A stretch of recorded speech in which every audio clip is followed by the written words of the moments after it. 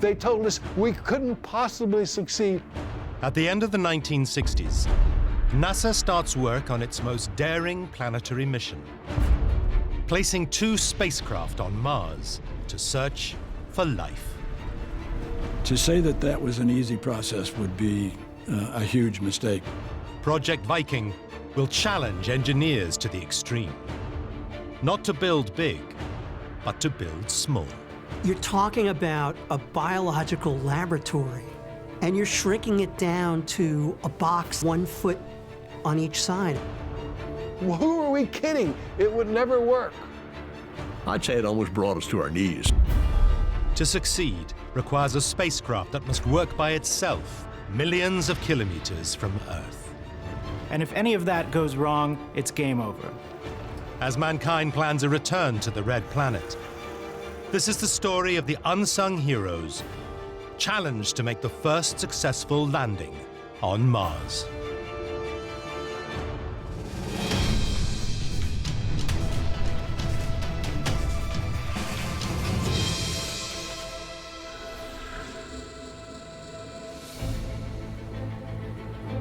July the 20th, 1976.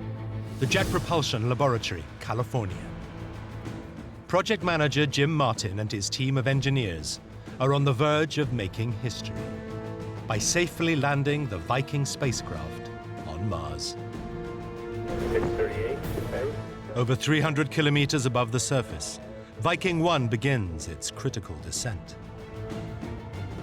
Flag deploy. Confirm roll over. And this must have been one of the most anxious experiences one can imagine. 59,000 feet, to be close to mortar fire. Every engineering device must work perfectly. Mortar fire. Your heat shield has to come off at the right moment. Your parachute has to deploy at the right moment. Lander confirmed parachute deploy. Recon 1, TF2, to the hive thing. And then that last descent coming down to the surface. Parachute separation. 177 feet per second. We were at a critical stage. Suddenly, Jim Martin's phone rings. Jim got a call from President Ford. The president's on the line, and he wants an update. Good roll, attitude hold. He told him he couldn't talk to him now. He was too busy. And he hung up on him. After 7 years of planning, all Jim Martin and his team can do 73 feet per second. Come on. is hope Viking makes it safely to the surface.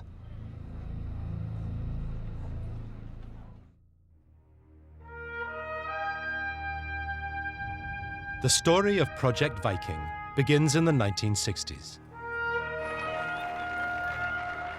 With the success of its first manned moon landing, NASA starts planning an ambitious planetary mission. The destination, Mars. Although smaller and further from the Sun than the Earth, our neighboring planet has some startling similarities. It has seasons like the Earth. Its day is roughly 24 hours long like the Earth. It even has ice caps like the Earth.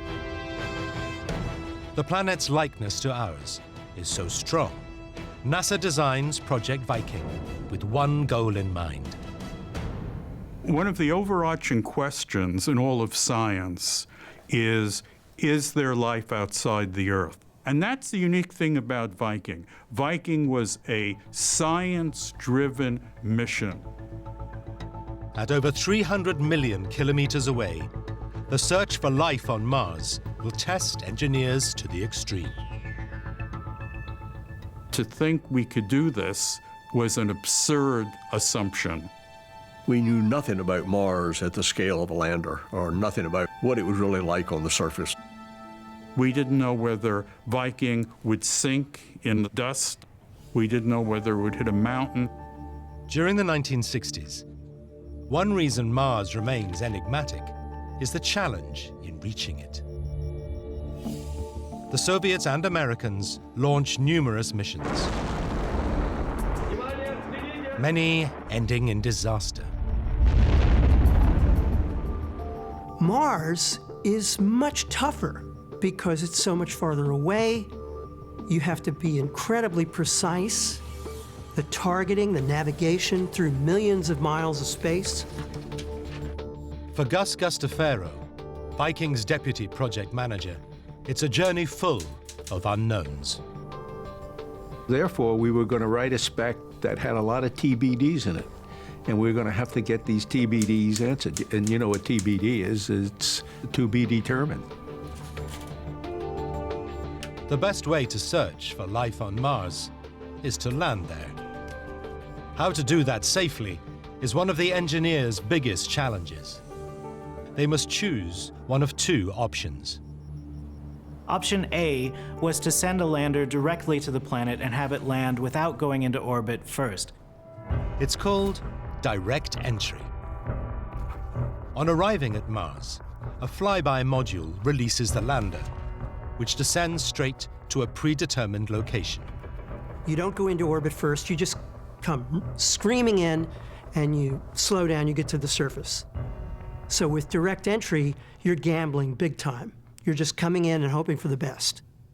The alternative, option B, involves an orbiter that carries the lander. On arrival, they both go into orbit around Mars. The lander then separates and descends to the surface. It's called the out-of-orbit mode. For Viking design manager Norm Krabel, option B has one big advantage. If you do out of orbit, you establish an orbit and take advantage of that and do some reconnaissance and decide, can I go in where I wanted to, or do I have to go someplace else? There's no better redundancy than reconnaissance before the attack. Option B plays it safe with an orbiter, but adds an extra $70 million to NASA's most expensive planetary mission to date. At the end of the 60s, fighting the Vietnam War means America's debt is spiraling.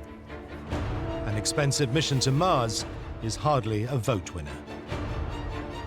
Congress slashes NASA's budget, making the cheaper option A the obvious choice.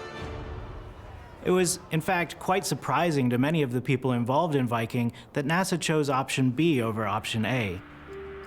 What's more, the agency requires engineers to build a second, identical spacecraft, Viking 2, as a backup. And the rationale is that projects like Viking are rare. And when you do them, you should do them right. To pay for it, NASA must spread the enormous cost over more years, delaying the launch to Mars from 1973 to 75. For mission designers like Gentry Lee, it's a godsend. After we first started the Viking project, Jim Martin and all the rest of us knew that we had bitten off more than we could chew. But we didn't really want to go to Congress or to the president and say, I don't think we're going to get there by 1973. Viking's complexity means every second will be needed to design and build the spacecraft. Searching for life on Mars will stretch those involved to the breaking point. Spring 1970. Engineers on Project Viking start the challenge of constructing America's first spacecraft to land on Mars. At the Smithsonian's National Air and Space Museum, it's possible to see the finished lander, designed to search for life on the red planet. So as you can see, the lander is quite large. It weighs about half a ton, and it carries a pretty robust instrument package. It has a high-gain antenna for sending signals directly back to Earth. It also has two cameras that scan the landscape, and probably most importantly, a biological experimental package for analyzing soil samples. If life exists on Mars, scientists expect it to be found in the soil. But that begs an all-important question. How do you look for life on another planet when you have no idea what that life is like? You start with the assumption that at some basic level, it's going to be similar to life on Earth. On Earth, the simplest life forms are microscopic organisms. They're also the most abundant. Viking will search for similar microbes in Martian soil by looking for traces of gas produced as they live and breathe. To do this, the landers will carry 3 life-stimulating experiments. A lamp will warm Martian soil in the hope any organisms will react to light. Another adds varying mixtures of water and nutrients, encouraging microbes to exhale. The third adds drops of liquid nutrient, nicknamed chicken soup, coaxing any microbes to feed and metabolize. If Martian life exists, Viking will hopefully detect any gases the microbes produce, proving their existence in the soil. But engineering these experiments is a phenomenal challenge. You're talking about a biological laboratory, something that would take up a significant amount of space in a scientist's lab, and you're shrinking it down to a box that's 1 foot on each side, a foot cube. Restricted by size and weight, engineering Viking's biological experiments requires miniaturization on an unprecedented scale. And the thing is jammed with, valves and pipes and miniature ovens and Geiger counters. It's diabolical to even think of trying to do that and doing it on a timetable. 1972. With 3 years till launch, keeping Viking on schedule is the job of Jim Martin. Jim was an extraordinarily demanding project manager.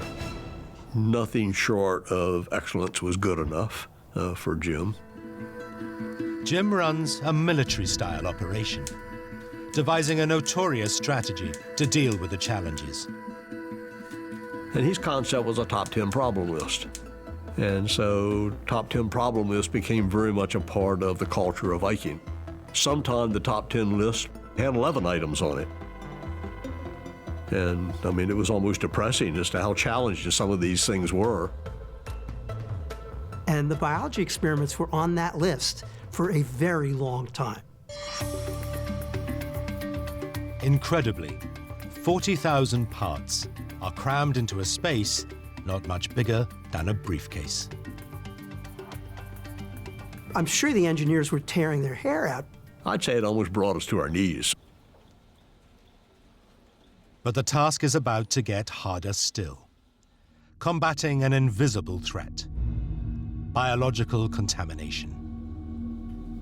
In order to prevent any terrestrial bacteria from going along on the trip, the lander had to be sterilized before it was put on the launch vehicle and sent to Mars. Earth microbes can create a false reading and wreck the biological experiments. Worse still, they can contaminate Mars, irreversibly changing the planet. To sterilize the half-ton lander, Deputy Project Manager Gus Gustafaro turns to a profession that kills microbes for a living. We looked at the medical practice, how they sterilize the equipment they have that might touch the human body. Why not use the same thing on electronic parts and materials that we're taking to the planet? During construction, both spacecraft are repeatedly disinfected with antimicrobial fluids. But to be certain they're sterile, the team makes a radical decision to copy another hospital procedure. And so we stole from them the idea of baking our whole spacecraft in a big oven. Each lander is cocooned in a bioshell and placed in a 9-meter oven where nitrogen gas, heated to around 115 degrees Celsius, bakes them for almost 2 days. I mean, you can imagine these engineers, okay? They've got to design things that have never been built before. And now somebody comes along and says, oh, by the way, everything you build has to withstand this baking in an oven of 240 degrees for 40 hours. And they must have just said, you gotta be kidding me. Think about putting your camera or iPad in your oven and turning up the temperature and leaving it sit there for a few days. That's what we did with the lander. We couldn't think of any other way that guaranteed that we weren't taking any Earth life to Mars. Over 5 years, every element of the spacecraft is designed and tested, hopefully ironing out each engineering pitfall. Now, with Viking built, it's time to put the engineering to the test. Summer 1975. Viking 1 and 2 will be launched on twin Titan rockets. The responsibility falls to Andy Stofan. I launched rockets for NASA for 20 years. It's a strange job because it either blows up in your face or it's 100% successful. There's no in between. Placing the spacecraft on a precise trajectory to Mars means both rockets must launch within a narrow time frame. I was well aware of the importance of the Viking mission, so anything that went wrong with the vehicle would then lessen the probability of getting the 2 Vikings off. August the 20th, Viking 1 gets away on time. But technical problems delay Viking 2 to the last possible launch day, September the 9th. Then something even the engineers can't control threatens to intervene. The weather became marginal from a safety point of view. That's to worry getting struck by lightning either on the pad or during the launch. Project manager Jim Martin consults local meteorologists and makes a call. Stop the countdown and wait for their predicted lull in the storm. With just hours of the launch window remaining, it's an incredible gamble. Thankfully, the weatherman's anticipated gap in the clouds passes right over the Cape. 3, 2, 1. Viking 2 is launched with less than 5 minutes to spare. To the great sigh of relief of myself and the Viking, the spacecraft people who were sitting there biting their nails. The Vikings are on their way. Now the team must wait almost a year to get a shot at making history, attempting the first successful landing on Mars. June the 19th, 1976. A defining day for the engineers. Viking 1 arrives safely in Martian orbit. At over 300 million kilometers, sending communications takes around 20 minutes each way. So when the lander makes its rapid descent, it must be able to think for itself. To do that was a whole new engineering challenge of creating an electronic brain that could carry out all of those things on board. In the 1970s, computer code is typically stored on plastic tape. But sterilizing Viking at over 100 degrees Celsius creates a burning issue.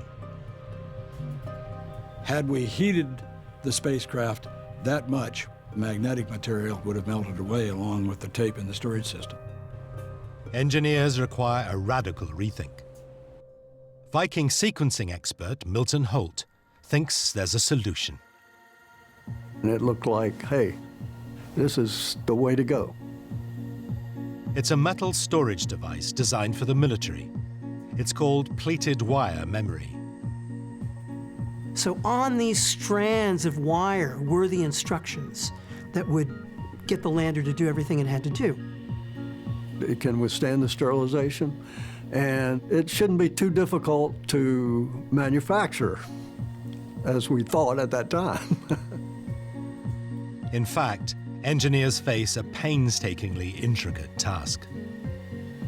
It took 3,000 wires laid up by hand, and the intersection of each of these wires had to be totally in place within the width of less than a human hair. This was like some kind of old world handcrafted creation, this very precise work. You could not afford to screw that up. The finished computer contains all the information needed to land Viking on Mars, with a memory 100,000 times smaller than today's desktop computers. This is going to sound unbelievable today, but that computer had 18,000 words of memory, and they sweated blood to get every one of them on there.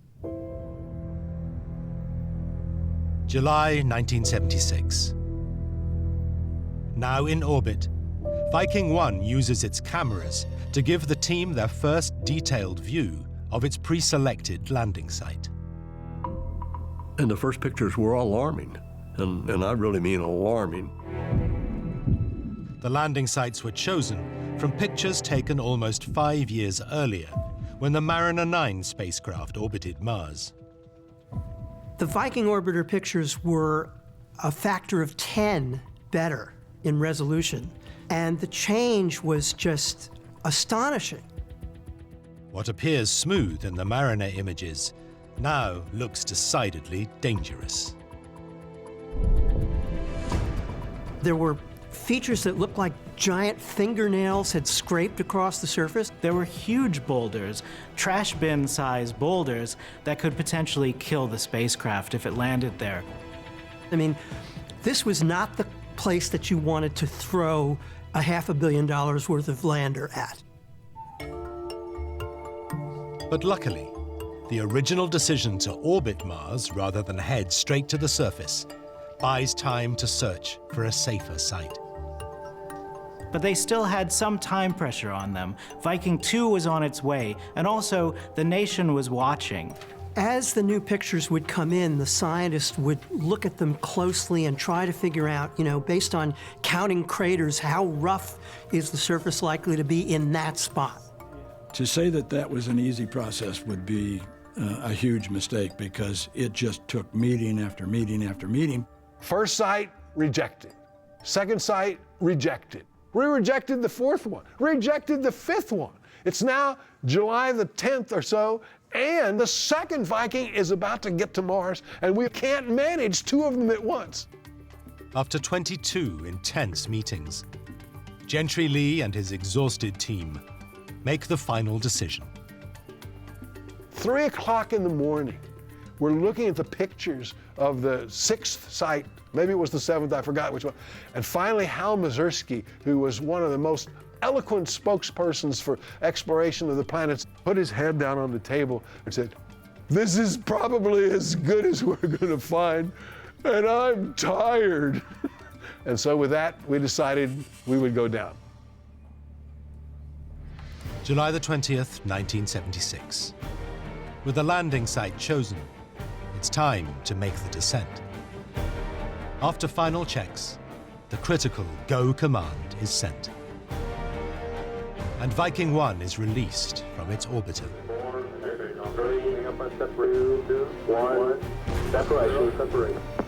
Descent sequencing, we're at mission eventward. I will never forget the moment that I first realized all the intelligence that we had or did not have had to be inside that computer, on board that lander, heading for Mars.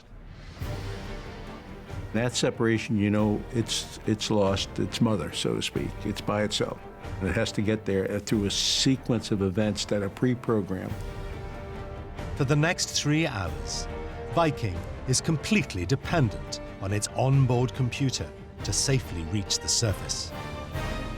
And there was almost a palpable sigh in the room, and almost as one, everyone looked at his or her watch and started mentally counting down 3 hours, so forth, so forth. So, apprehension, yeah, I think there's a lot of apprehension. To successfully land, Viking's key components must each work perfectly, starting with the heat shield. You're screaming in at thousands of miles an hour, and you hit this very thin atmosphere, but you hit it at very high speed. It's got to be able to withstand that intense heat of that deceleration. Next, still traveling faster than the speed of sound, Viking must deploy a giant 16-meter parachute. So for the first time, we've got a supersonic parachute, which is a whole design challenge in itself. A challenge Paul Seamers wrestled with during Viking's development. The first thing we did with the parachute to qualify for Viking's flight was we put a model of it in the wind tunnel, and we had a big surprise. And that surprise was the parachute got torn to shreds. This turned out to be one of the worst days of my career, because I had to phone home to Langley and tell them I had just failed a parachute. Paul's team discovers that at supersonic speeds, turbulent air behind the lander is too violent for the chute to survive. The failure means instant promotion onto Viking manager Jim Martin's infamous top 10 list. We made the top of the top 10 problem list. How about that one? Paul and the team must find a solution. They realize that by unfurling the parachute further from the lander, it experiences less destructive turbulence and remains in one piece. Now, back on Mars, the parachute works flawlessly, decelerating Viking to around 200 kilometers an hour. But a safe landing depends on overcoming one final challenge. Designing Viking 5 years earlier, engineers decide to use 3 retro rockets, slowing the lander to around 8 kilometers an hour at touchdown. But they discover a major flaw. The tests were basically catastrophic. The propulsion system created so much disturbance, it would have compromised the science.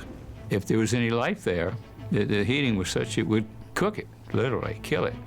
So we couldn't detect it if it was there. For engineers, it's back to the drawing board. Instead of 3 large retro rockets with damaging exhaust, they replace them with a cluster of smaller ones, with exhaust plumes that won't cook the Martian surface. It resembled a shower head. There were 18 nozzles on each engine, and that solved that problem. Parachute separation. But has it worked? Have the years of engineering toil finally placed Viking 1 safely on the surface of Mars? For everyone on the team, the moment of truth is about to arrive. 73 feet per second. ACS is close to vertical. Come on. Jim Martin and the team at the Jet Propulsion Laboratory count down the minutes to hear if Viking 1 has landed safely on Mars. Intern Andrew Chaikin witnesses the drama unfolding. And, you know, we were waiting and waiting and waiting because those radio signals were still en route in that 20-minute delay from Mars to the Earth. It's like waiting for the bride to come down the aisle. ACS is green, 1.5 degrees per second max, 0.2 Gs. Finally, after 20 agonizing minutes, Touchdown, we have touchdown. It was almost so fast that you couldn't take it all in. We have a touchdown time of 12 hours, 12 minutes, 0.7 second. And everyone started clapping, and a great sigh of relief. And it was just elation through the whole room. 7 years to the day after America lands men on the moon, engineers successfully place the first spacecraft on Mars. My father, he was born in 1896, before the airplane and the automobile were invented. And he's here, excuse me for choking up, seeing his son enjoy landing a spacecraft on another planet. It was just remarkable. I would have given up all the money I ever made for that moment. I think people just had to take a short time to breathe in and out that we had actually made it. They were passing out champagne, and I had my first and only drink of champagne. It's hard to state the feeling. I mean, it's a feeling of combined relief and excitement. Job very well done. I'm assuming that we must be sitting right on the X. So everybody just did fabulous and couldn't be more pleased. Thank you. But there's little time to celebrate, as everyone eagerly awaits Viking's first picture from the surface. The anticipation of the first image coming back from Mars was extraordinary. I recall sitting glued to the screen in front of me. With its unique cameras, it's hoped Viking will finally reveal Mars as never before. It wasn't like a TV camera that would take the whole scene at once. It would take the scene line by line with a mirror that nodded up and down, and you would build up from left to right the entire scene. And so we waited. And here's the picture in front of us. And on the left-hand side of the screen, down starts coming pixels. And all of a sudden, 5 lines of picture came racing down from top to bottom. Just 5 lines, like that. Here it comes. Yep, that's it. That's it. Oh. But then a few seconds later, another 5 lines. Oh, more. A few rocks. Oh. That's beautiful. And then another 5 lines. And by the time it got to the footpad, you could see the rivets. And I remember screaming, "Look at those bleeping rivets!" Oh. Oh. You could see them clearly.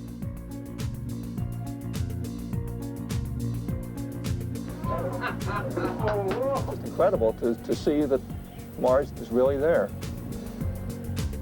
You know, we're taking pictures on the surface of Mars. Nobody's ever done that before. There was not a dry eye in the house. All of us just burst with joy because every single person on that team had lived in fear that what we were trying to do was beyond human capability. The damn thing worked. We were there, we did it, and now the science can begin.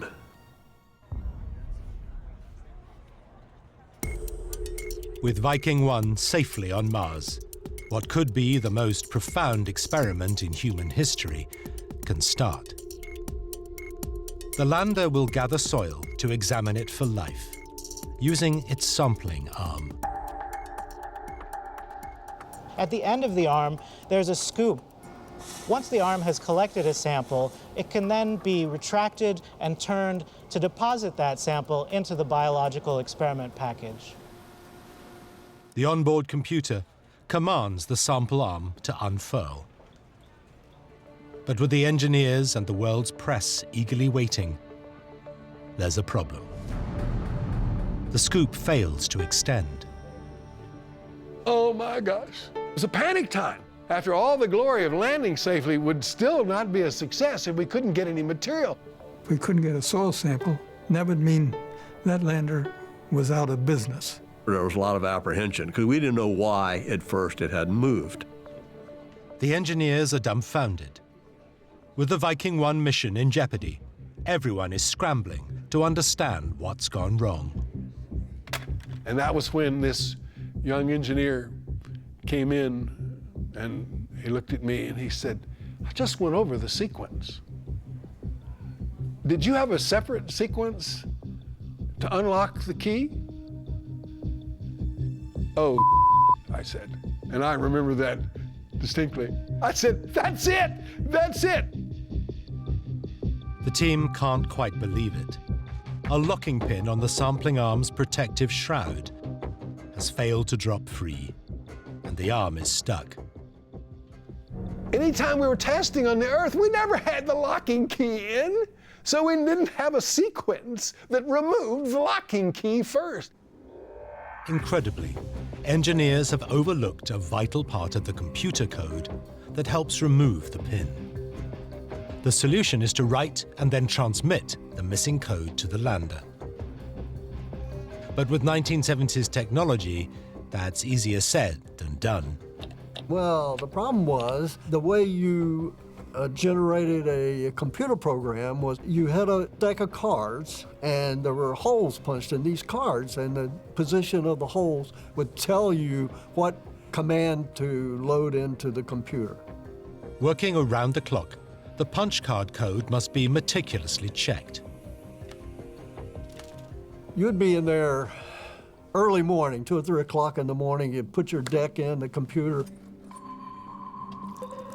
and it rejected. So then you gotta go through this stack of cards and try to figure out, why did it reject this thing? Where did I make an error?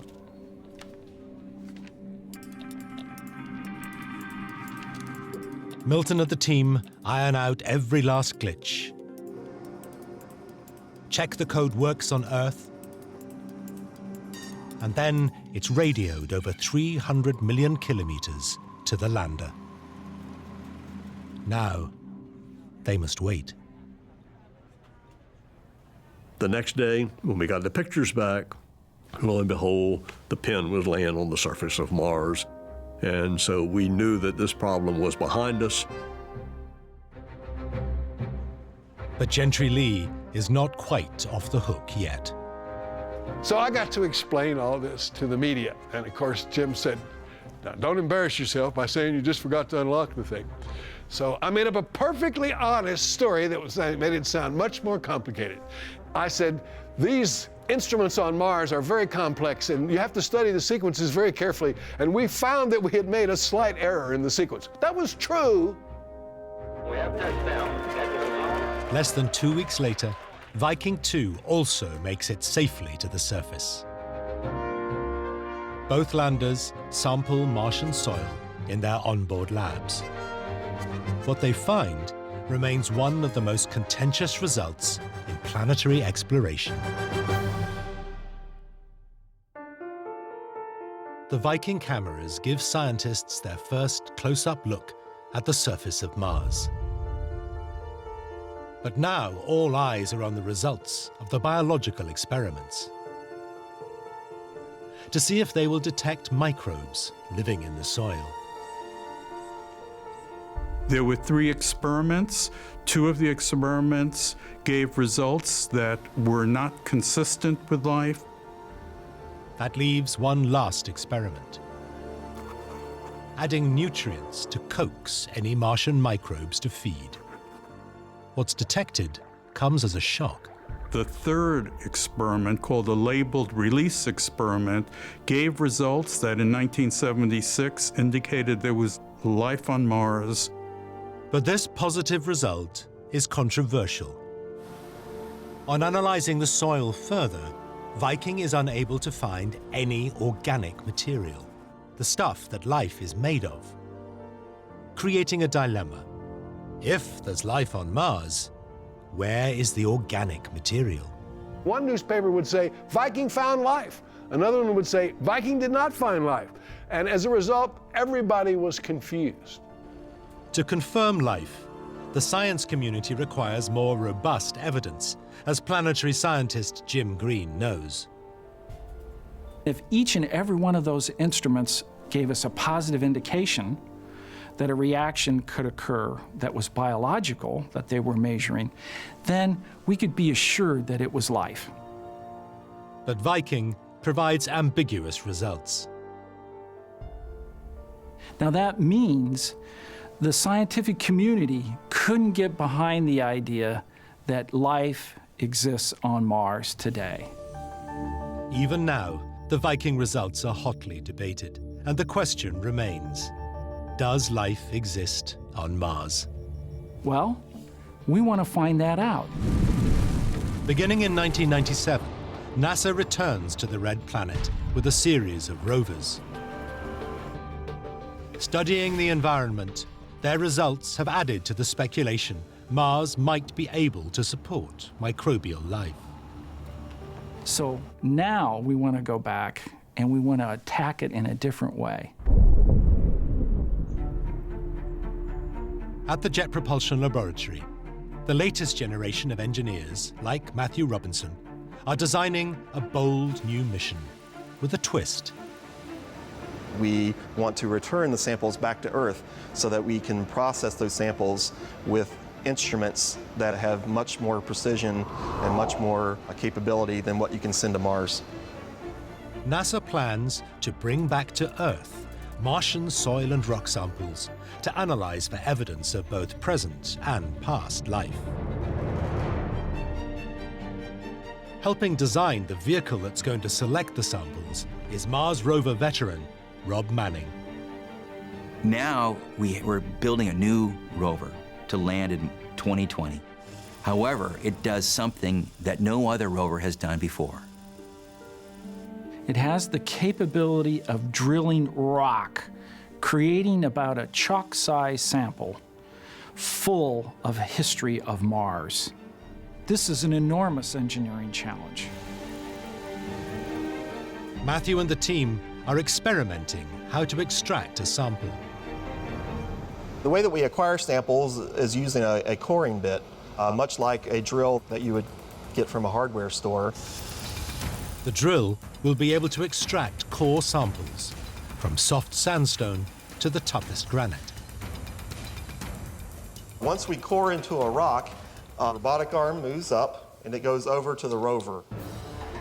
This core sample will then be very carefully put in a container that will then be left on the surface of Mars, along with many other core samples, which will later be collected by a future mission that will bring those cores back to Earth. And that means a whole new generation of engineers are going to tackle this problem now.